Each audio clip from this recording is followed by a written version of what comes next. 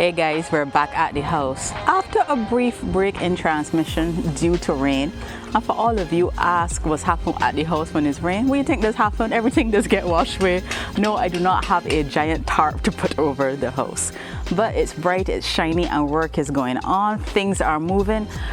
And I am once again fascinated by this skip. Every time I come here and think there is nothing left to dig up, here we are, a full skip. So now I gotta show you what's happening. I'm Kelly Johnley, and this is Bajan Renovation.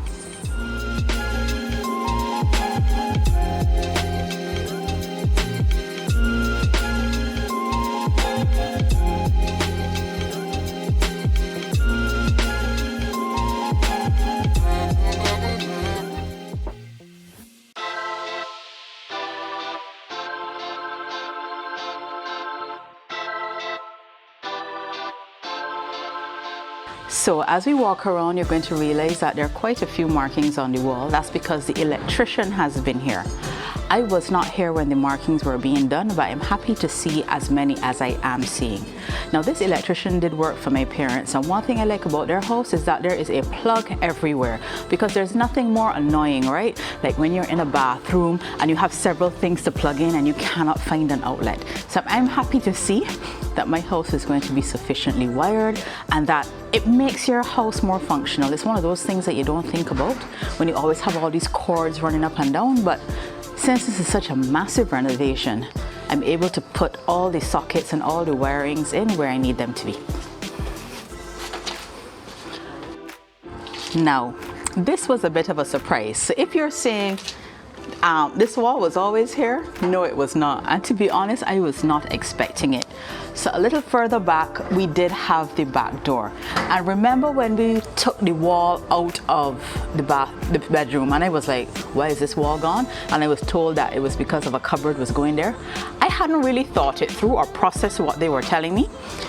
This now is the closet for this bedroom. Come on, let me show you what's happening. So this room is my daughter's room. I brought her this week, and I want you to know she is not impressed by the state of affairs at this place. As far as she's concerned, she does not know what her mother is doing. She is not leaning into the organized chaos, okay? But this is going to be her closet. You may remember this room never had any closet, so we had to put something in, and the space had to come from somewhere. So I was told by the contractor this was happening. I just hadn't really thought it through, but there we are. So this is one space that has seen a lot of changes. This is the master bedroom, or what was the master bedroom and the front patio. Now, I know you remember we would have had a wall here before. So this is the room that I'd say has had the most change so far. And you'll notice that the tiles are gone from what would have been the patio. So the reason why they dug up the tiles, besides the fact that we need to change the tiles, is that we now have to cast a concrete slab here to bring this level up to this one. So they're actually prepping the space now for the slab. Once the slab is poured, they are going to then start the block work to enclose the property. So that is what is happening here. But it's actually quite a step down now that I see it. So it's going to be quite a thick slab. Another thing that you would have noticed is the door that was here is now gone. Now this part is what I call bittersweet progress. Remember, this was a patio and there was a door here, the door that led into or out of the living room area. Now, you know I'm a little partial to my older fixtures and features, and the door was one of those that I did like, so we had to lose it because Mama needs a bigger room, but they sealed it up nicely, and that will help to make for a more palatial bedroom. All right, so I'll show you all something that was also a bit of a surprise to me, but I am really now at that place where I'm about to just let go and let God. All right, so when I came, I saw them digging along the side of the house, and I was like, pray tell, what for? So apparently, in the process of getting ready to cast, to put the formwork around the house so that they can raise the roof, it was pointed out that this house is not straight. I mean, I personally was not losing any sleep over it, but the house is not straight, and they are now making some I call it etchings in the side of the house, because they're going to put some concrete here to level out the house. When I look back at some old footage of the house, the aerial view, I actually saw what they meant. The house goes like this and it goes like this. And they were saying, mistress, because you know you're a mistress now, when you have an open patio, you don't see it. But once these walls go in, the house is going to look jagged if we don't level it out. So that is something I wasn't expecting, but that's happening here now. I got a question this week. Can you take us through the mortgage process?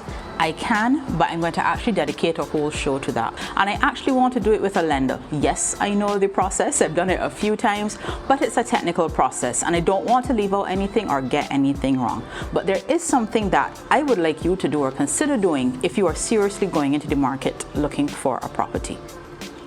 You need to get pre-qualified. Now, I know you've probably heard several ads on the radio, on TV, online, where banks or lenders tell you to come and get pre-qualified for a loan. Usually they're having a mortgage fair and they say bring your documents and get pre-qualified. Take advantage of that.